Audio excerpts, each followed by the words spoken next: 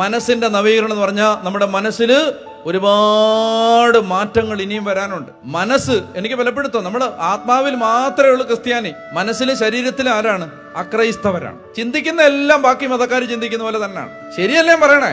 അല്ലെ? 1-ാം തീയതി ഒരുത്തനെ കണ്ടാൽ അയ്യോ ഈ മാസം പോയി, പല്ലി ചലച്ചാൽ സത്യം, പൂച്ച കുറുക്കിയാടിയാൽ അയ്യോ ഈ കാര്യത്തിൽ ഒരു തീരുമാനമായി.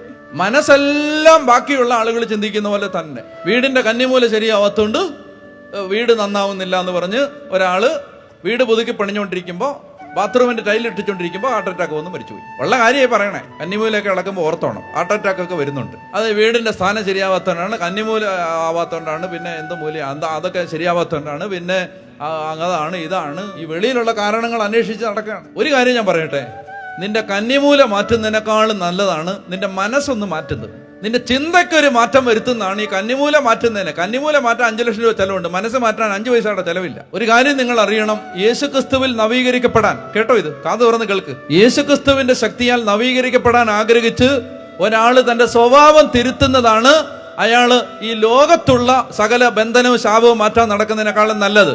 സ്വഭാവം മാറ്റാൻ ആഗ്രഹിക്കുന്നവന്റെ കൂടെ ദൈവദൂതന്മാര് സ്വർഗവും മുഴുവൻ ഇറങ്ങി നിൽക്കും, അവരെ സഹായിക്കും. അവനിനി ഏത് റോങ് ഡയറക്ഷനിലാണ് വീട് വെച്ചതെങ്കിലും അവന്റെ വീട് നേരെയാക്കാൻ ദൈവം ഇറങ്ങി വരും. അതിന് പകരം കന്നിമൂല ശരിയാക്കാൻ നടക്കുക. അന്ധവിശ്വാസങ്ങൾ, മനസ്സ് എല്ലാം പഴയതാ. ശരിയല്ലേ പറയുന്നേ? ചൊവ്വാഴ്ച ദിവസം വീടിന് കല്ലിടത്തില്ല, വെള്ളിയാഴ്ച ദിവസം കല്ലിടത്തില്ല, ചൊവ്വാഴ്ച കല്യാണം നടത്തത്തില്ല, വെള്ളിയാഴ്ച. ഞാൻ ചോദിച്ചു, എന്തിന്റെ അടിസ്ഥാനത്തിൽ? എന്നോട് നിങ്ങൾ പറയൂ, ക്രിസ്ത്യാനി, എന്തിന്റെ അടിസ്ഥാനത്തിൽ? ഇതൊക്കെ ഈ ലോകത്ത് നിലനിൽക്കുന്ന അന്ധവിശ്വാസങ്ങളുടെ പേര്. മനസ്സ് പഴയതാണ്. മനസ്സിന്റെ നവീകരണം വഴി രൂപാന്തരപ്പെടണം.